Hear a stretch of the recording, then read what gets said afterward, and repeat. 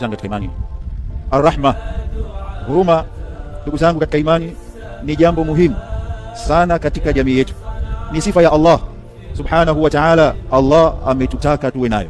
Kama si huruma ya Allah subhanahu wa ta'ala, hakuna ambaye angebaki salama katika ulimwengu huu. Tunamuasi Allah, tunafanya machafu mbalimbali, lakini Allah kwa huruma yake anatusamehe. Kwa huruma yake Allah anatuacha. Huruma hii ndio aliyompamba nayo Allah Mtume wetu Muhammad sallallahu alayhi wasallam, laqad ja'akum rasulun min anfusikum azizun alayhi ma anittum harisun alaykum bil mu'minina raufur rahim. Allah anasema amekujieni mtume anayetokana na nyinyi, mwenye pupa sana kwenu nyinyi, linamuuma sana lile ambalo linawapa shida na tabu nyinyi, tena kwa waumini ni mwenye huruma na mpole. Sifa hii ya huruma ametutaka Allah subhanahu wa ta'ala tujipambe nayo. Amesema Mtume wetu Muhammad sallallahu alayhi wasallam, arrahimuna yarhamuhumur rahman irhamu man fil ardh yarhamkum man fis sama. Wale wenye huruma anawaonea huruma, anawahurumia.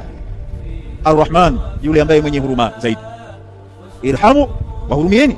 Man fil ardh, waliomo katika ardhi. Yarhamkum man fis sama, basi yule aliye mbinguni ambaye ni Allah atawahurumia ninyi. Tunatakiwa tufanye huruma kwa baba zetu, wazazi wetu, wahurumie. Wagonjwa tuwahurumie, wanyonge, maskini, mayatima, wajane tuwahurumie. Lakini ndugu zangu, nataka niwaambie huruma kubwa sana ambayo yapasa hao wenye sifa hiyo hivi sasa tuwahurumie zaidi, kwa sababu tumefika katika hali mbaya sana. Nao si wengine, ni wale wenye kufanya maasi. Na ndio maana Mtume wetu Muhammad sallallahu alaihi wasallam alikuwa akimwomba Allah subhanahu wa ta'ala kwa kusema, Allahumma ihdi qaumi fa innahum la ya'lamun. Mola, waongoze watu wangu hawa, kwa sababu kwa hakika wao hawajui. Ndio maana wameingia katika maasi, wamejisahau, wamekafirika. Ndugu zangu katika imani, leo kwa hakika ukiangalia dunia inasikitisha. Ushirikina, mauaji, riba, kamari ni vitu vya kawaida. Uzinzi ni vitu vya kawaida. Machafu mbalimbali ni mambo ya kawaida. Sasa kama hatukufanya huruma kwa hawa watu hawa ambao wameingia katika haya mabalaa ya maasi na mabalaa ya kumshirikisha Allah, mabalaa ya riba, mabalaa ya kamari, hatari yake ni kubwa sana. Leo hii ukiwa kuna mpira wa miguu, ukiweka muhadhara hakuna mtu, bali sala watu wanachelewa kwa sababu wametumia mpira wa miguu. Leo hii riba jinsi ilivyoenea katika jamii, leo hii kamari jinsi ilivyoenea katika jamii, kiasi kwamba ni hali ya kuhuzunisha sana. Sasa tunatakiwa tuwekeze huruma, sifa hii ya huruma, ili tuokoe umma. Umma upo katika hali mbaya sana.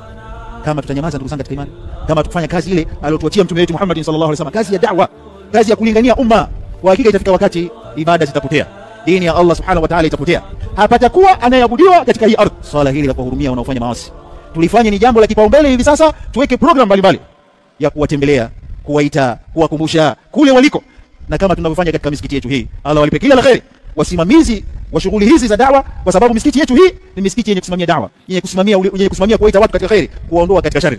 Wa illa hao wanaolingania maovu ulimwenguni wamewekeza kwa kiasi kikubwa sana katika uovu. Angalia leo hii katika mitandao ya kijamii, Facebook, Instagram, WhatsApp na mingine, angalia jinsi uovu uliozagaa huko ulivyoenea.